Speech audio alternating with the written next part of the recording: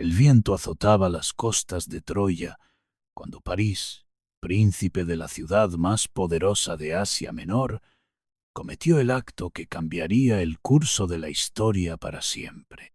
En los salones dorados del palacio de Menelao en Esparta, Helena, la mujer más hermosa del mundo conocido, yacía en brazos de un hombre que no era su esposo. Sus cabellos dorados se extendían como rayos de sol sobre las sedas púrpuras, mientras afuera los guardias espartanos dormían sin saber que su reina estaba siendo seducida por un extranjero. Este momento, este preciso instante de pasión prohibida, desataría una guerra que duraría 10 años y consumiría a toda una generación de héroes. Pero antes de continuar con esta épica historia, que te acompañará hasta el sueño, te invito a que te suscribas a nuestro canal y actives la campanita para no perderte ninguna de nuestras historias nocturnas que te transportarán a mundos antiguos mientras descansas. La noticia del rapto llegó a Agamenón, rey de Micenas y hermano de Menelao, como un trueno en cielo despejado. Sus ojos, acostumbrados a la guerra y la conquista, se encendieron no solo por la afrenta familiar, sino por la oportunidad que esto representaba. Troya, con sus murallas impenetrables y sus tesoros legendarios, había sido durante mucho tiempo un objetivo codiciado por los reyes aqueos. Ahora tenían la excusa perfecta para unir a toda Grecia bajo una sola causa. Agamenón despachó mensajeros por toda Hélade, recordando a cada rey el juramento que habían hecho años atrás. Cualquier pretendiente de Helena juraría proteger el matrimonio que se eligiera. Odiseo, el astuto rey de Ítaca, intentó evadir el llamado fingiendo locura, arando sus campos con sal, pero cuando colocaron a su hijo Telémaco frente al arado, su instinto paternal reveló la farsa. Aquiles, el guerrero más temido de toda Grecia, fue encontrado escondido entre las mujeres en la corte del rey Licomedes, disfrazado de doncella por su madre Tetis, quien sabía que su participación en esta guerra significaría su muerte. Pero el llamado de la gloria era más fuerte que el miedo, y uno por uno, los héroes más grandes de la época se reunieron en el puerto de Áulide. 1000 naves negras se mecían en las aguas del Egeo, sus velas enrolladas como alas de murciélago, esperando el momento de desplegarse, pero los vientos no llegaban. Día tras día, los guerreros esperaban mientras sus provisiones se agotaban y la moral comenzaba a flaquear. El adivino Calcante, con sus ojos vidriosos que parecían ver más allá del velo del tiempo, pronunció las palabras que helarían la sangre de cualquier padre. Artemisa, la diosa de la caza, exigía el sacrificio de Ifigenia, la hija de Agamenón, como precio por los vientos favorables.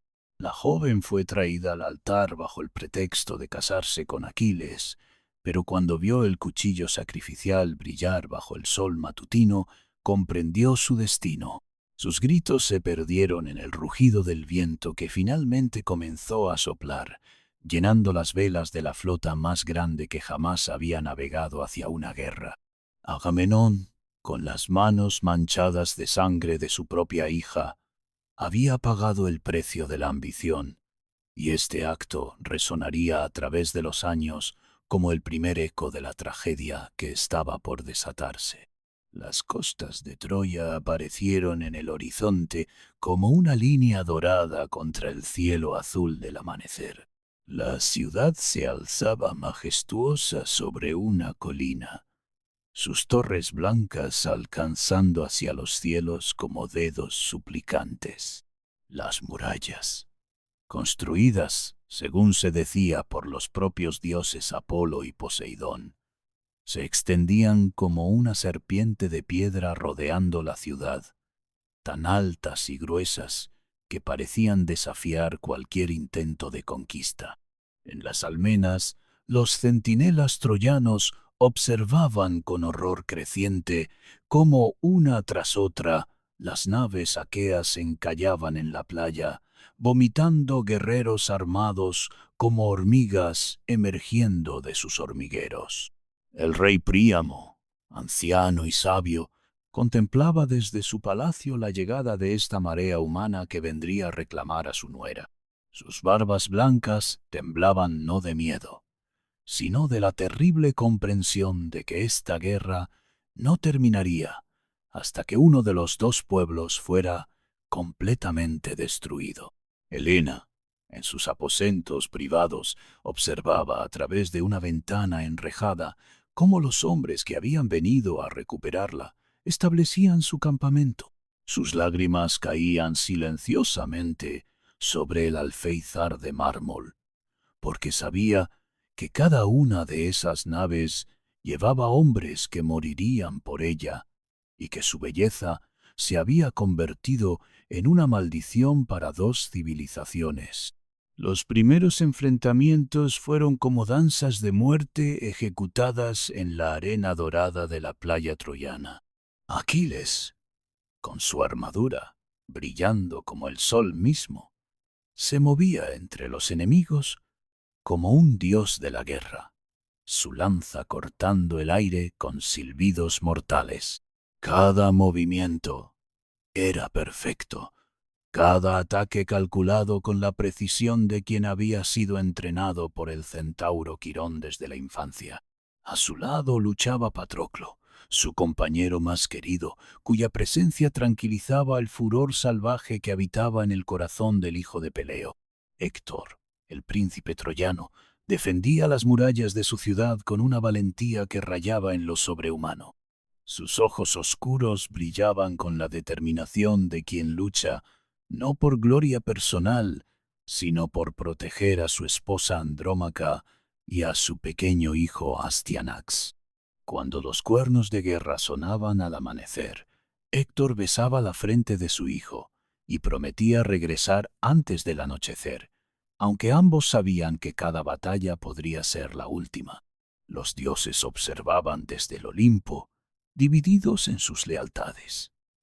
Atenea y Hera apoyaban a los aqueos, mientras que Afrodita y Apolo favorecían a los troyanos, convirtiendo el campo de batalla en un tablero de ajedrez cósmico, donde mortales y divinidades jugaban con destinos humanos.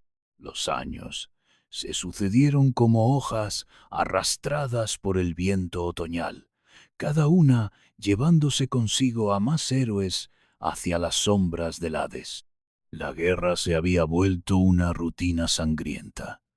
Amanecer, batalla, muerte, anochecer, contar los cadáveres, quemar a los muertos y repetir al día siguiente. Los campamentos aqueos se habían convertido en una ciudad temporal, de tiendas negras y hogueras que nunca se apagaban. Los soldados, que habían llegado como jóvenes ansiosos de gloria, ahora eran veteranos curtidos por la guerra, sus ojos hundidos, reflejando las llamas eternas de la muerte que habían visto demasiadas veces. Agamenón, desde su tienda real, adornada con pieles de león y tapices de púrpura, administraba la guerra como un comerciante administra sus negocios, calculando pérdidas y ganancias en vidas humanas. Su arrogancia había crecido con cada victoria menor, y comenzó a comportarse no como un rey entre iguales, sino como un emperador que esperaba sumisión absoluta. Esta actitud sembró las semillas de un conflicto que pronto eclipsaría incluso la guerra principal, porque había cometido el error de desafiar a Aquiles, el guerrero cuya ira podía cambiar el curso de la historia misma. La esclava Criseida había llegado al campamento aqueo como parte del botín de guerra, sus ojos azules reflejando el terror de quien había perdido todo en una sola noche. Su padre, Crises, sacerdote de Apolo, llegó al campamento con un rescate de oro suficiente para comprar una ciudad entera, suplicando por la liberación de su hija. Pero Agamenón, ebrio de poder y lujuria, rechazó la oferta con desprecio, afirmando que la joven le serviría mejor en su lecho que regresando a un templo polvoriento. Las súplicas del anciano sacerdote se alzaron hacia el cielo como el humo de los sacrificios, y Apolo, el dios de la luz y la pestilencia, escuchó. Las flechas divinas comenzaron a llover sobre el campamento aqueo, invisibles pero mortales, portando una plaga que consumía a los soldados desde adentro. Los cuerpos se amontonaban en piras funerarias que ardían día y noche, el humo negro elevándose hacia el cielo como una ofrenda sombría. Aquiles, viendo cómo sus propios mirmidones comenzaban a caer víctimas de la enfermedad divina, convocó una asamblea donde exigió que se consultara a un adivino. Calcante, temblando de miedo, reveló la verdad. La plaga solo cesaría cuando Criseida fuera devuelta a su padre sin rescate. Agamenón, furioso por verse obligado a renunciar a su premio, accedió, pero con una condición que encendería la llama de la discordia más destructiva.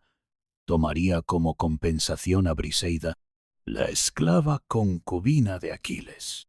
La ira de Aquiles fue como el despertar de un volcán que había permanecido dormido durante siglos. Sus ojos, normalmente del color del mar en calma, se tornaron oscuros como la tempestad, y su mano se dirigió instintivamente hacia la empuñadura de su espada. En ese momento, el destino de la guerra pudo haber cambiado completamente, porque Aquiles habría matado a Agamenón allí mismo. Pero Atenea, invisible para todos, excepto para el héroe, detuvo su mano con una promesa. Mayor gloria llegaría si contenía su furia. Así nació la cólera de Aquiles, no un simple berrinche, sino una fuerza cósmica que alteraría el equilibrio mismo de la guerra. Cuando los soldados de Agamenón llegaron a llevarse a Briseida, la joven de cabello negro como la noche de Troya, Aquiles la dejó ir sin resistencia, pero sus palabras resonaron por todo el campamento como una maldición profética. Llegará el día en que todos los aqueos añoren mi presencia, cuando caigan como moscas ante Héctor, y entonces comprenderán el precio de deshonrar al mejor de sus guerreros. Esa noche, Aquiles se retiró a su tienda con sus mirmidones, y la ausencia del mejor guerrero de Grecia se sintió inmediatamente en el campo de batalla, como la ausencia del sol se siente en un día nublado. Sin Aquiles liderando los ataques, los troyanos comenzaron a ganar terreno como la marea que avanza inexorablemente hacia la costa. Héctor, inspirado por la ausencia de su némesis más temible, lideró carga tras carga contra las líneas aqueas. Su lanza, forjada en los fuegos del monte Ida, parecía tener vida propia, encontrando los puntos débiles en las armaduras enemigas con precisión sobrenatural. Los aqueos, acostumbrados a la presencia reconfortante de Aquiles en la batalla, comenzaron a retroceder paso a paso, sus líneas fragmentándose como un dique que cede ante la presión del agua. Diomedes, el joven héroe de Argos, trató de llenar el vacío dejado por Aquiles, y en su furia divina llegó incluso a herir a Afrodita cuando la diosa intentó rescatar a su hijo Eneas del campo de batalla. Pero ni siquiera la valentía sobrehumana de Diomedes podía compensar completamente la ausencia del hijo de Peleo.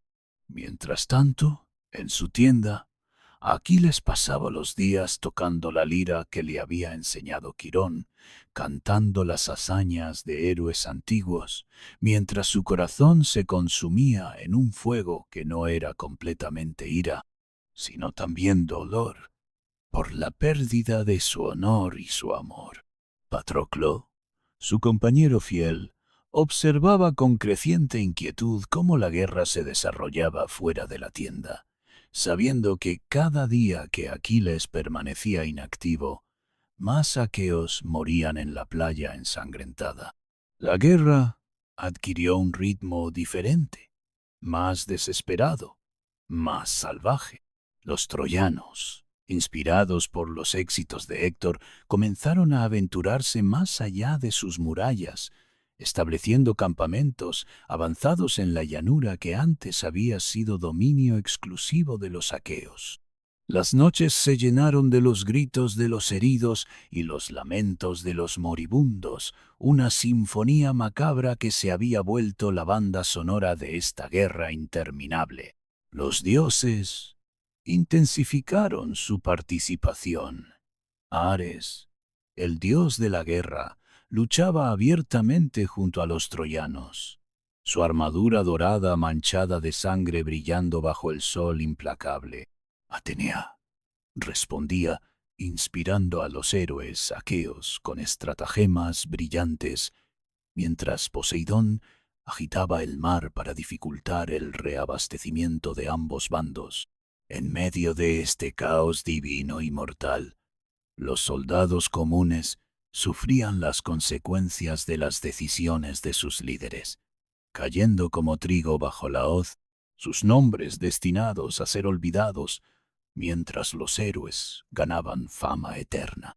Pero era precisamente esta muerte anónima la que daba peso a la gloria de los grandes guerreros, porque en contraste con la mortalidad común, sus hazañas brillaban como estrellas en la oscuridad de la guerra. Los mensajeros llegaban constantemente a la tienda de Aquiles, enviados por Agamenón con ofertas cada vez más generosas.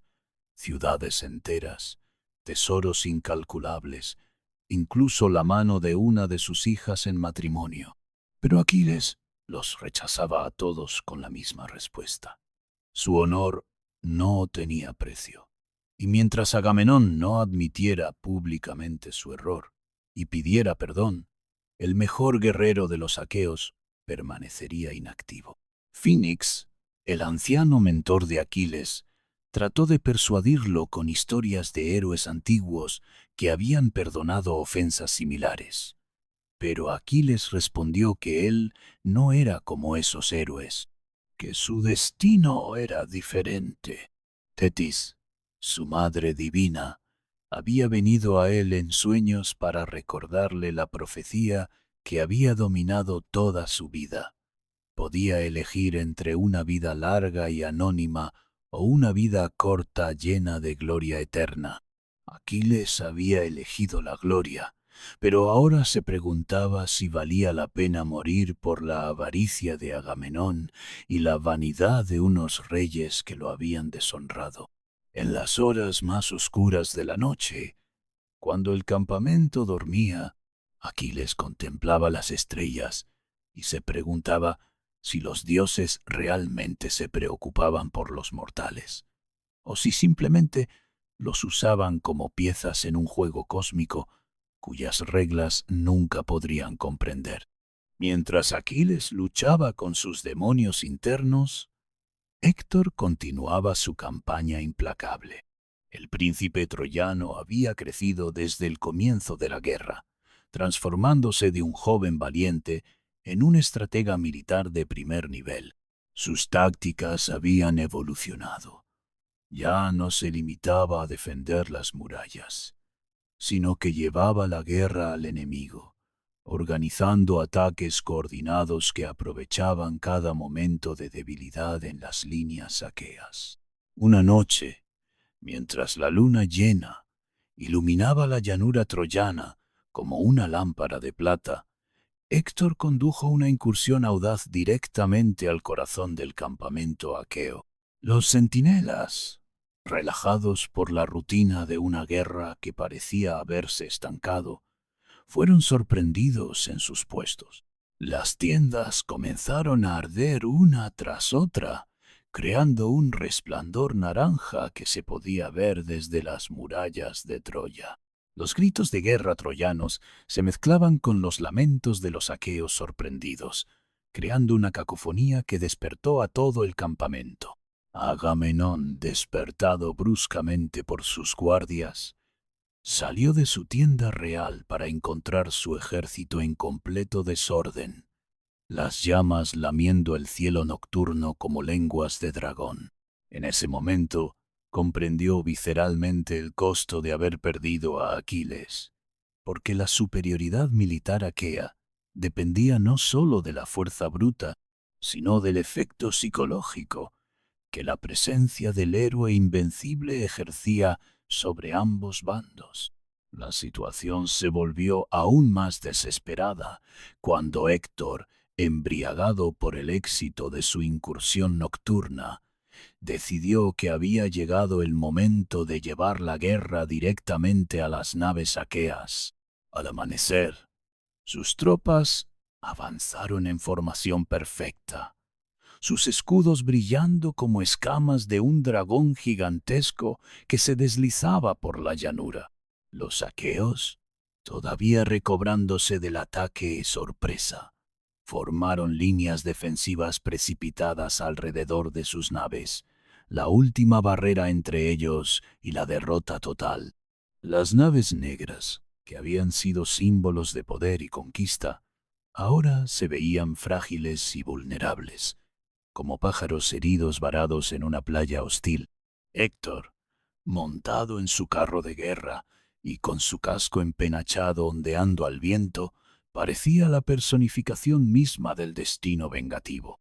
Su voz resonaba por encima del estruendo de la batalla, exhortando a sus hombres a empujar a los invasores al mar del cual habían venido. Los troyanos respondieron con un rugido que hizo temblar la tierra, y su avance se aceleró hasta convertirse en una carga imparable que rompió las primeras líneas aqueas como martillo rompe cristal. En su tienda, Aquiles escuchaba el sonido de la batalla acercándose como el rugido de una avalancha inevitable.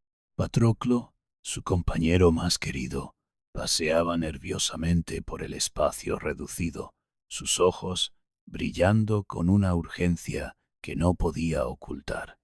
¿Escuchas eso?, preguntó, señalando hacia donde el sonido del combate se hacía más intenso. Nuestros compañeros están muriendo mientras nosotros permanecemos aquí como cobardes. Aquiles levantó la vista de su lira y por primera vez en semanas, Patroclo vio una grieta en la armadura de indiferencia que su amigo había construido alrededor de su corazón. Pero el orgullo de Aquiles era como una cadena de acero que lo ataba a su decisión. No lucharía mientras Agamenón no reparara públicamente el agravio. Patroclo, viendo la agonía interna de su compañero, propuso una solución que cambiaría para siempre el curso de la guerra. Si tú no puedes luchar, déjame llevar tu armadura. Los troyanos huirán creyendo que has regresado a la batalla, y nuestros hombres recuperarán el valor que han perdido. Aquiles consideró la propuesta, mientras afuera el ruido de la batalla se intensificaba, y finalmente, con el peso del destino en sus palabras, accedió a la petición de su amigo, sin saber que acababa de firmar la sentencia de muerte de la persona que más amaba en el mundo. La armadura de Aquiles se adaptó a Patroclo como si hubiera sido forjada para él por los mismos dioses. El bronce brillaba con un resplandor dorado que parecía emanar luz propia, y el famoso escudo, obra de Hefesto, mostraba escenas de la vida mortal grabadas con tal perfección que parecían moverse con vida propia. Cuando Patroclo emergió de la tienda, los mirmidones lo recibieron con gritos de júbilo, creyendo que su líder había finalmente decidido regresar a la batalla. La noticia se extendió por el campamento aqueo como fuego en hierba seca. Aquiles había vuelto. Los soldados que habían estado retrocediendo en desorden se reagruparon inmediatamente, sus espíritus revitalizados por la supuesta presencia de su campeón.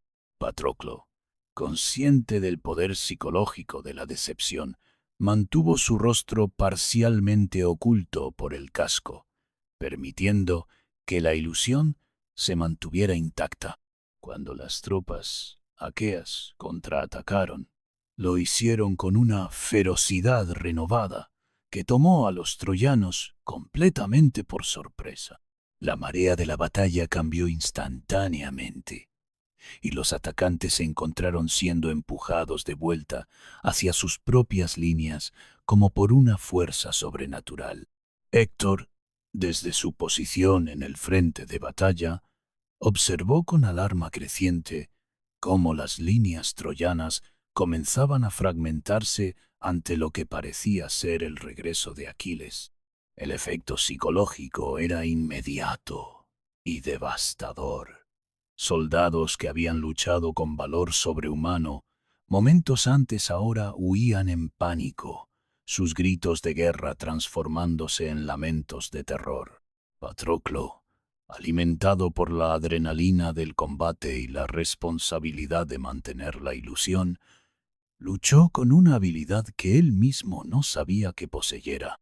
Su lanza encontraba objetivo tras objetivo, y cada enemigo que caía ante él reforzaba la creencia de que realmente era Aquiles quien había regresado a la batalla. Los troyanos comenzaron a retroceder hacia las murallas de su ciudad, abandonando el terreno que habían ganado con tanto sacrificio.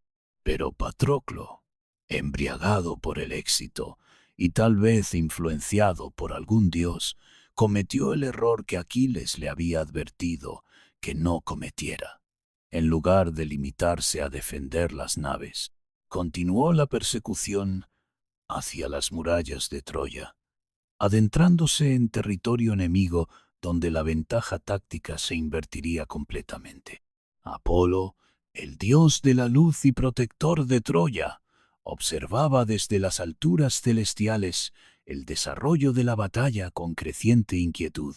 El plan divino no incluía que Patroclo, disfrazado de Aquiles, lograra una victoria tan decisiva que pudiera cambiar el curso predeterminado de la guerra. Cuando vio al joven héroe acercándose peligrosamente a las murallas sagradas de Troya, decidió intervenir directamente, invisible para los ojos mortales. Apolo descendió al campo de batalla como un viento helado que eriza la piel sin razón aparente. Se acercó a Patroclo por detrás y con un golpe divino en la espalda le arrancó el casco y destrozó la lanza, dejándolo vulnerable y expuesto. El engaño había terminado, y cuando los troyanos vieron que no era Aquiles quien luchaba contra ellos, sino un impostor, su valor regresó como una marea que vuelve a la costa. Patroclo, ahora indefenso y irreconocible, se encontró súbitamente rodeado por enemigos que buscaban venganza por los compañeros que había matado bajo falsa identidad. Euforbo, un joven guerrero troyano, fue el primero en herirlo, su lanza encontrando el punto débil en la armadura dorada. Pero fue Héctor quien, reconociendo la oportunidad que los dioses le habían presentado, se acercó para dar el golpe final. El duelo entre Héctor y Patroclo fue breve pero intenso, como el choque entre el rayo y la montaña. Patroclo, debilitado por la herida de Euforbo y despojado de las armas divinas, luchó con la desesperación de quien sabe que su muerte está cerca. Pero Héctor, inspirado por la presencia de Apolo, y la justicia de defender su ciudad. Luchó con la fuerza de un dios mortal. Su lanza atravesó la armadura de Aquiles, como si fuera lino, encontrando el corazón de Patroclo con precisión quirúrgica. Mientras la vida abandonaba el cuerpo del joven héroe, sus últimas palabras fueron una profecía que helaría la sangre de cualquier mortal. Héctor, no te regocijes demasiado por mi muerte, porque pronto Aquiles vendrá a vengarme, y tu destino será sellar el tuyo propio con tu sangre. Héctor, mientras despojaba el cuerpo de la armadura divina, sintió un escalofrío que no tenía nada que ver con el viento que soplaba desde el mar, porque sabía que las palabras de los moribundos tenían el poder de las profecías divinas. El cuerpo de Patroclo, desnudo y pálido como mármol, yacía en la arena roja de sangre, y la noticia de su muerte se extendió por el campo de batalla como el sonido de un cuerno que anuncia el fin del mundo. La noticia llegó a Aquiles como un puñal directo al corazón. El mensajero, cubierto de polvo y sangre, apenas pudo articular las palabras antes de que el grito de Aquiles resonara por todo el campamento, un lamento tan terrible que incluso los dioses en el Olimpo se estremecieron. Era el grito de un hombre que descubría que su orgullo le había costado lo único que realmente importaba en su vida. Tetis, su madre divina, sintió el dolor de su hijo desde las profundidades del mar y emergió inmediatamente para consolarlo, pero encontró a Aquiles transformado en algo que trascendía la simple humanidad. Su dolor se había cristalizado en una furia tan pura y concentrada que el aire alrededor de él parecía ondular como sobre una hoguera. «Madre», dijo con una voz que parecía venir desde las profundidades del Tártaro, «forja nuevas armas para mí, porque mañana mataré a Héctor o moriré en el intento». Tetis, conociendo el destino de su hijo, intentó disuadirlo, recordándole que su muerte vendría poco después de la de Héctor. Pero Aquiles ya había tomado su decisión. Su amor por Patroclo se había transformado en una sed de venganza que sólo podría ser saciada con sangre troyana. Esa noche, mientras Hefesto forjaba en su fragua divina una armadura que superaría incluso la anterior, Aquiles veló el cuerpo de Patroclo como un lobo que guarda a su cachorro muerto. Sus lágrimas, las primeras que había derramado desde la infancia, caían sobre el rostro pálido de su compañero, y con cada gota que caía, su humanidad se desvanecía un poco más, siendo reemplazada por algo más primitivo y terrible. Los mirmidones, que habían amado a Patroclo casi tanto como a su propio líder, se unieron al lamento, y sus voces combinadas crearon una melodía fúnebre que se extendía por el campamento como una niebla de dolor. Agamenón, al escuchar el lamento, comprendió finalmente la magnitud de su error. Había perdido a su mejor guerrero por orgullo, y ahora había perdido al único hombre que podía controlar la furia destructiva de Aquiles. Cuando la nueva armadura llegó al amanecer, brillando con un resplandor que parecía capturar la luz del sol mismo, Aquiles se la puso como un mortal se pone la piel de un dios. El escudo, obra maestra de Hefesto, mostraba no solo escenas de guerra, sino también de paz, como si el dios herrero hubiera querido recordar a Aquiles todo lo que la guerra destruía. El regreso de Aquiles a la batalla fue como el despertar de una fuerza elemental que había permanecido dormida durante demasiado tiempo. Cuando emergió de su tienda, completamente armado y con los ojos brillando como carbones encendidos, incluso los aqueos más valientes Sintieron un escalofrío de terror reverencial. Su presencia había cambiado. Ya no era simplemente el mejor guerrero de los aqueos, sino algo más primordial, más terrible. Los troyanos, que habían estado celebrando la muerte de Patroclo y la captura de la armadura divina, se quedaron en silencio cuando vieron la figura de Aquiles avanzar hacia las líneas de batalla. Su grito de guerra no era humano, era el rugido de una fiera que había perdido lo único que la mantenía civilizada: los caballos inmortales que tiraban de su carro, regalo de los dioses. Lloraban lágrimas de sangre porque podían ver el destino que se acercaba. Cuando Aquiles alzó su nueva lanza, forjada con metales que no existían en la tierra, el propio cielo pareció oscurecerse, como si el sol hubiera decidido ocultar su rostro ante la carnicería que estaba por presenciar. La masacre que siguió no fue una batalla en el sentido tradicional, sino una cacería divina, donde Aquiles era el cazador y todos los troyanos se habían convertido en presa. Su lanza no erraba nunca, y cada movimiento era calculado para infligir no solo muerte, sino terror absoluto. Los guerreros troyanos, que habían luchado con honor durante 10 años, ahora huían como niños ante la furia implacable del hijo de Peleo. Aquiles no distinguía entre nobles y plebeyos, entre jóvenes y veteranos. Todos eran igual de culpables en su mente por la muerte de Patroclo.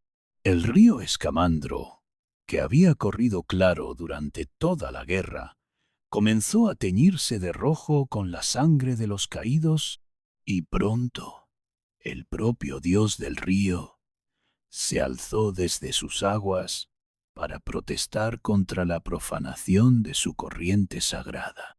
Pero ni siquiera la intervención divina podía detener la furia de Aquiles. Luchó contra el dios del río con la misma determinación con que había luchado contra mortales, y solo la intervención de Hefesto, creando un incendio que secó parcialmente el río, permitió que el combate cesara. Los troyanos supervivientes huyeron hacia las murallas de su ciudad como ratones buscando refugio de un gato enloquecido, y por primera vez en 10 años, las puertas de Troya se cerraron durante el día. Héctor, desde las murallas de Troya, observaba el avance implacable de Aquiles con la resignación de un hombre que sabe que su hora ha llegado. Había escuchado las súplicas de su padre Príamo, quien le rogaba que no saliera a enfrentar al héroe aqueo, y había visto las lágrimas de su esposa Andrómaca, quien adivinaba que no volvería a ver a su esposo con vida. Pero el honor y el deber pesaban más que el instinto de supervivencia, y Héctor sabía que como el mejor guerrero de Troya, era su responsabilidad enfrentar a Aquiles en combate singular. Su pequeño hijo Astyanax, demasiado joven para comprender la gravedad del momento, había extendido sus brazos hacia él cuando se despidió, y ese gesto infantil se había grabado en su memoria como el último rayo de sol antes de una tormenta eterna. Cuando Aquiles se acercó a las murallas, su armadura resplandeciente como el fuego divino, Héctor sintió por primera vez en su vida el frío del miedo mortal corriendo por sus venas. Pero era un miedo que no lo paralizaba, sino que lo purificaba, eliminando todas las dudas y dejando solo la esencia de lo que era: un hombre dispuesto a morir por su ciudad y su familia. El duelo comenzó con Héctor huyendo, no por cobardía, sino por la comprensión instintiva de que necesitaba tiempo para encontrar una estrategia que pudiera darle, aunque fuera una pequeña oportunidad contra el guerrero más temible que había pisado la tierra.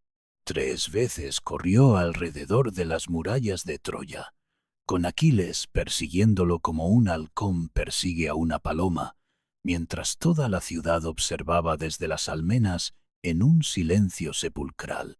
Los dioses también observaban, y finalmente Zeus, el padre de todos, sostuvo en sus manos las balanzas doradas del destino.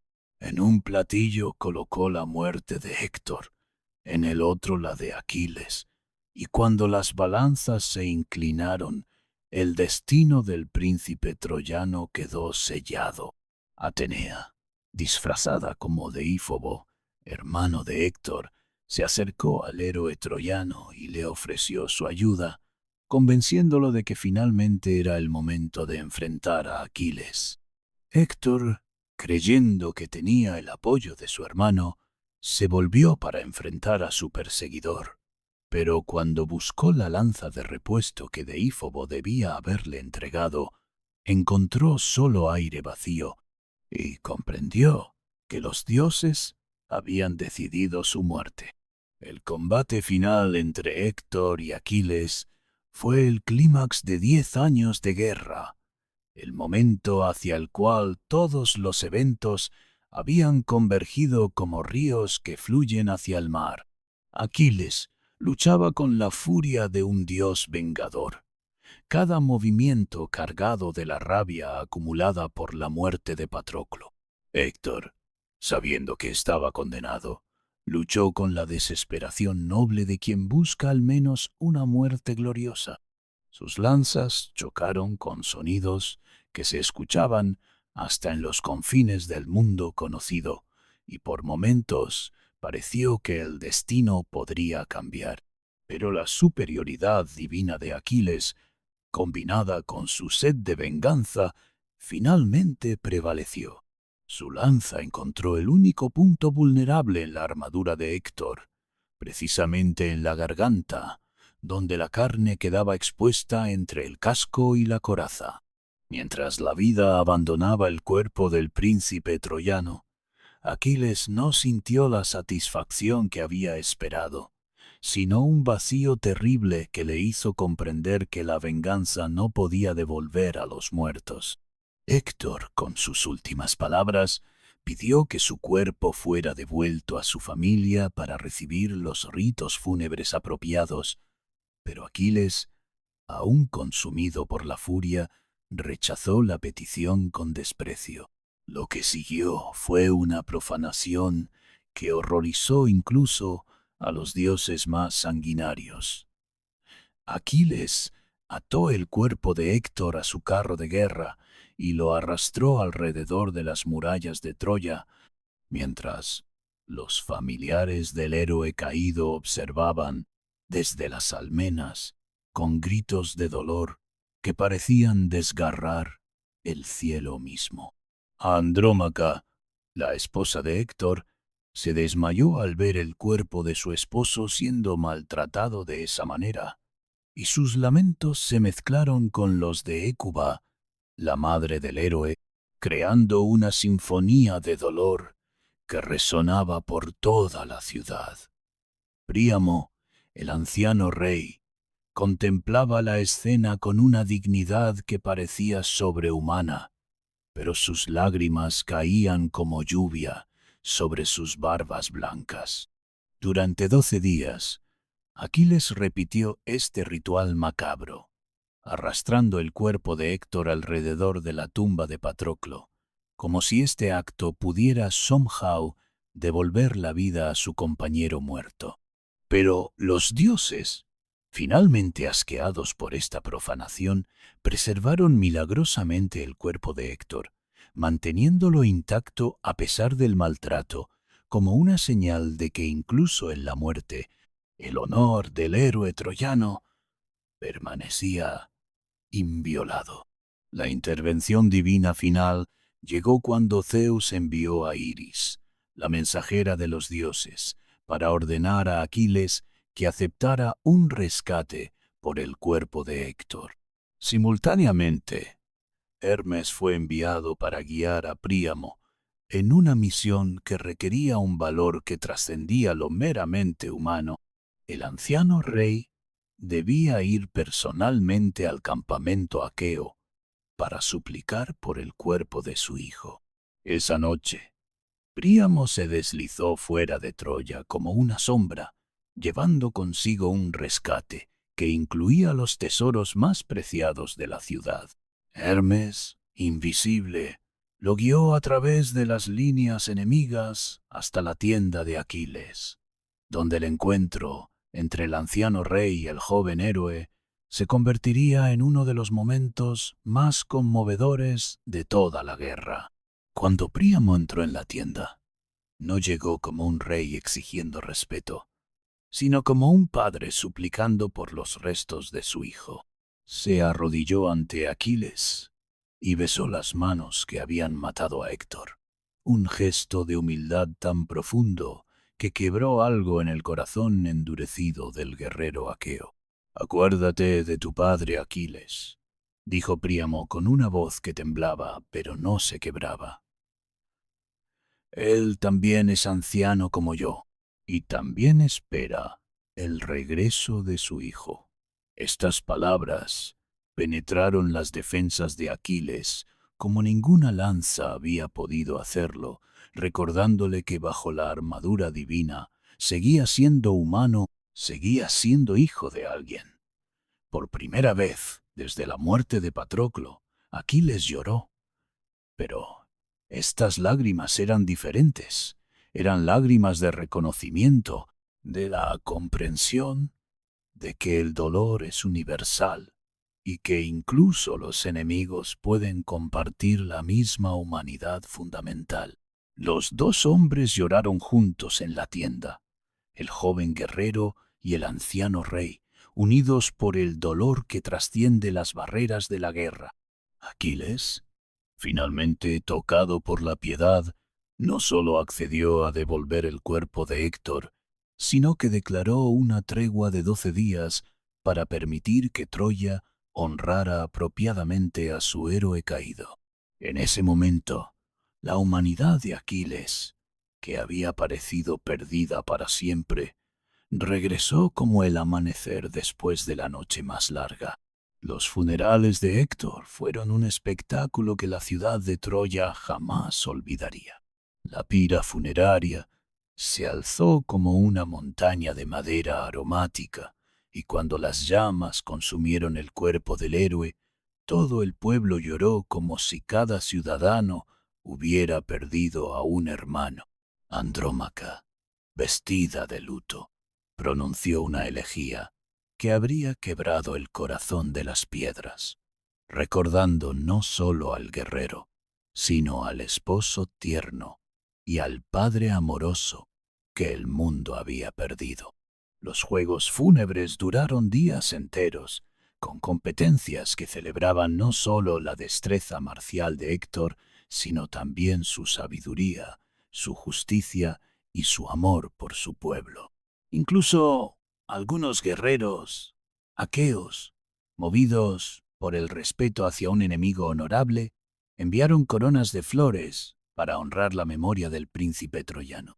Cuando finalmente las cenizas fueron recogidas y colocadas en una urna de oro, toda Troya comprendió que no solo había perdido a su mejor defensor, sino también a su corazón moral, y que la ciudad nunca volvería a ser la misma sin la presencia de Héctor para guiarla y protegerla. Pero la guerra continuó, porque la muerte de Héctor, aunque había sido el clímax emocional del conflicto, no había resuelto las causas fundamentales que habían llevado a ambos pueblos a esta confrontación sangrienta. Nuevos héroes emergieron de ambos bandos. Pentesilea, la reina de las Amazonas, llegó a Troya con sus guerreras para vengar la muerte de Héctor, y su belleza y fiereza en la batalla cautivaron incluso a Aquiles, quien la mató en combate singular, pero se enamoró de ella en el momento mismo de su muerte. Memnón, el rey de Etiopía, trajo sus ejércitos desde los confines del mundo conocido, y su combate con Aquiles se convirtió en una batalla entre hijos de diosas, porque ambos tenían madres divinas que intercedían por ellos ante Zeus. Estos enfrentamientos, aunque espectaculares, tenían un aire de repetición, como si la guerra hubiera adquirido una inercia propia que la hacía continuar independientemente de la voluntad de los participantes.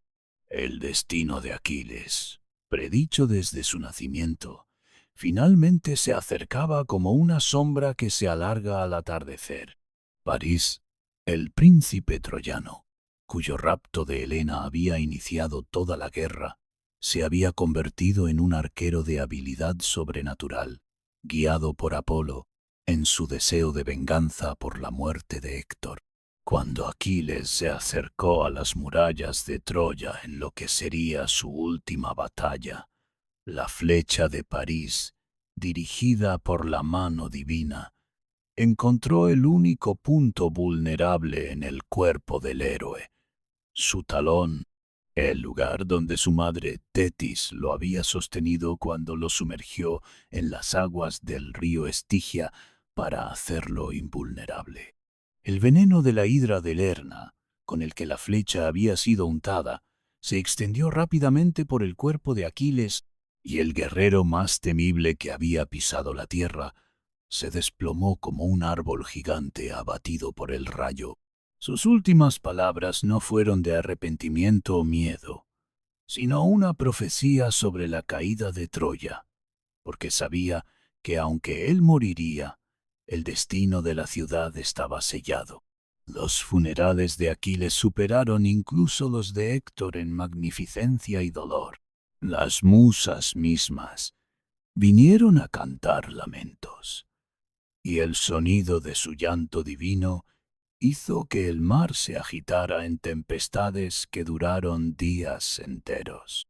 Tetis, su madre, emergió de las profundidades marinas con las Nereidas, y su lamento por la pérdida de su hijo mortal resonó por todo el mundo conocido. Los mejores guerreros aqueos compitieron por el honor de llevar el cuerpo de Aquiles a la pira funeraria, y cuando las llamas consumieron el cuerpo del héroe, parecía que se llevaban consigo no solo a un hombre, sino a una era entera de heroísmo épico. La armadura divina de Aquiles se convirtió en objeto de una disputa que casi fracturó el ejército aqueo, porque tanto Áyax como Odiseo reclamaron el derecho a poseerla, y cuando fue otorgada a Odiseo por su astucia superior, Áyax se suicidó en un ataque de locura, añadiendo otra tragedia a la interminable lista de pérdidas que la guerra había causado. Con la muerte de Aquiles, la guerra entró en su fase final, pero no menos brutal. Los aqueos, privados de su mejor guerrero, se vieron obligados a recurrir a estratagemas más sutiles. Odiseo, el maestro de la astucia, concibió el plan que finalmente decidiría el destino de Troya, el caballo de madera que se convertiría en el símbolo más famoso de la guerra. Trabajando con Epeio, el mejor carpintero del ejército aqueo, construyeron una estatua equina de proporciones gigantescas, hueca en su interior para albergar a los mejores guerreros supervivientes. La construcción se llevó a cabo en secreto, en una playa apartada donde los troyanos no pudieran observar, y cuando finalmente estuvo completa, la estatua se alzaba como una montaña de madera que parecía tocar las nubes. El plan era audaz en su simplicidad. Los aqueos fingirían partir, dejando el caballo como supuesta ofrenda a Atenea para asegurar un viaje seguro de regreso, mientras los guerreros escondidos en su interior esperarían la oportunidad de abrir las puertas de Troya desde adentro. La partida simulada de los aqueos fue un espectáculo que llenó de alegría a los troyanos después de 10 años de asedio. Las naves negras que habían sido una presencia constante en su horizonte finalmente se alejaron, desapareciendo más allá del horizonte como pesadillas que se desvanecen con el amanecer. Pero el caballo de madera permanecía en la playa, tan grande y magnífico que parecía una obra de los dioses más que de los hombres. Laoconte, el sacerdote de Apolo, advirtió a sus compatriotas que no confiaran en regalos de los griegos, y para demostrar su punto, arrojó su lanza contra el flanco del caballo. El sonido hueco que produjo el impacto debería haber alertado a los troyanos sobre la naturaleza real del regalo, pero los dioses, decididos a cumplir el destino de la ciudad, enviaron serpientes marinas que devoraron a Laoconte y a sus hijos ante los ojos horrorizados de todo el pueblo. Este presagio, interpretado como castigo divino por haber profanado una ofrenda sagrada, convenció a los troyanos de que el caballo era realmente un regalo de los dioses. Sinón, un soldado aqueo que había sido dejado atrás deliberadamente, fue capturado por los troyanos y llevado ante el rey Príamo. Su historia, cuidadosamente preparada por Odiseo, explicaba que los aqueos habían partido finalmente, pero que habían dejado el caballo como ofrenda a Atenea para asegurar un viaje seguro. Más aún, afirmaba que si los troyanos llevaban el caballo dentro de su ciudad, Troya se volvería invencible bajo la protección de la diosa. Casandra, la profetisa hija de Príamo, gritó advertencias sobre el engaño, pero su maldición divina hizo que nadie creyera en sus palabras verdaderas. Los troyanos, exhaustos por 10 años de guerra y desesperados por creer que finalmente habían ganado, decidieron llevar el caballo dentro de la ciudad. Tuvieron que derribar parte de la muralla para que el regalo gigantesco pudiera pasar, un acto que simbolizaba perfectamente cómo estaban destruyendo sus propias defensas. La noche de la caída de Troya comenzó con celebraciones que se extendieron por toda la ciudad. Los troyanos, finalmente libres del miedo constante que había dominado sus vidas durante una década, bebieron y danzaron hasta que las calles resonaron con risas y cantos. Los templos se llenaron de ofrendas de gratitud a los dioses, y familias enteras se reunieron para celebrar el fin de la pesadilla que había definido toda una generación. Pero, mientras la ciudad dormía, agotada por la celebración, los guerreros aqueos comenzaron a emerger silenciosamente del vientre del caballo de madera. Sus movimientos eran fantasmales, entrenados por años de guerra nocturna, y uno por uno se deslizaron hacia las puertas de la ciudad. Cuando finalmente las abrieron para permitir la entrada del ejército aqueo, que había regresado bajo la cobertura de la oscuridad, el destino de Troya quedó sellado en una sola noche de traición y fuego. La masacre que siguió fue más brutal que cualquier batalla que se hubiera librado durante los 10 años de asedio. Los troyanos, sorprendidos en sus camas y desarmados, no tuvieron oportunidad de organizar una defensa efectiva. Las calles que habían resonado con celebraciones pocas horas antes, ahora se llenaron de gritos de terror y dolor. Neoptólemo, el hijo de Aquiles, superó incluso a su padre en ferocidad, matando al anciano rey Príamo en los escalones mismos del altar donde había buscado refugio. Andrómaca, la viuda de Héctor, fue capturada junto con su pequeño hijo Astyanax, pero los aqueos, temiendo que el niño creciera para vengar a su padre, lo arrojaron desde las murallas de la ciudad, terminando así con la línea real de Troya. Helena. La causa original de la guerra fue finalmente recuperada por Menelao, quien inicialmente quiso matarla, pero su belleza inmutable lo desarmó como había desarmado a París años atrás. El saqueo de Troya duró 3 días y 3 noches, durante los cuales los aqueos tomaron no solo los tesoros acumulados durante siglos, sino también todo lo que pudiera tener valor, obras de arte, armas, joyas y, por supuesto, esclavos. Las mujeres troyanas, antes reinas y princesas, ahora se convertían en concubinas y sirvientas, su destino decidido por sorteo entre los conquistadores. Casandra fue adjudicada a Agamenón, una ironía cruel, considerando que había predicho no solo la caída de Troya, sino también la muerte del rey de Micenas. Los templos fueron saqueados despiadadamente, y cuando Áyax el Menor violó a Casandra en el templo de Atenea, incluso los dioses aqueos se sintieron ultrajados por la profanación. Este sacrilegio tendría consecuencias terribles para los aqueos durante su viaje de regreso, porque los dioses no olvidaban ni perdonaban tales ofensas.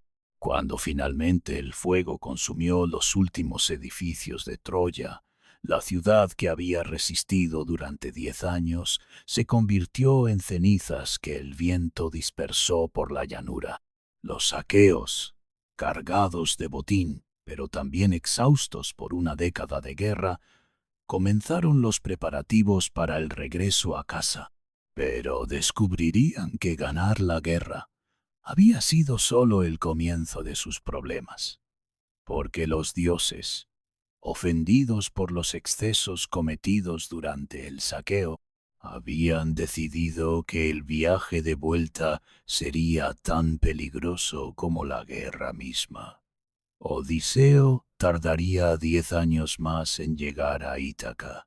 Agamenón sería asesinado por su propia esposa el día de su regreso, y muchos otros héroes encontrarían que las casas a las que regresaban ya no eran las mismas que habían dejado. La guerra de Troya había terminado, pero sus consecuencias se extenderían por generaciones, recordando a todos que la victoria en la guerra rara vez trae la paz que los combatientes esperan encontrar. Y así, mientras las cenizas de Troya se enfriaban bajo las estrellas eternas, el mundo comprendió que había presenciado no solo el fin de una ciudad, sino el fin de una era. Los héroes que habían luchado en sus playas se convertirían en leyendas, sus hazañas cantadas por bardos durante milenios. Aquiles y Héctor, enemigos en vida, se unirían en la muerte como símbolos eternos del valor y la tragedia humana. Y en algún lugar, en el reino de las sombras, los espíritus de todos los caídos se reunían para contar sus historias, porque sabían que mientras los mortales recordaran sus nombres, una parte de ellos permanecería viva, brillando como estrellas en la oscuridad infinita del olvido. La historia de la Ilíada llega así a su fin, pero el eco de sus lecciones resuena a través de los siglos. Que la guerra, aunque pueda traer gloria, siempre cobra un precio que supera cualquier victoria, que los héroes, por grandes que sean, siguen siendo humanos, y que el amor y la pérdida son las fuerzas más poderosas que mueven el corazón humano. Mientras te sumerges en el sueño, que estas voces del pasado te acompañen en tus sueños, recordándote que las historias más grandes son aquellas que hablan de la condición humana en toda su complejidad trágica y hermosa.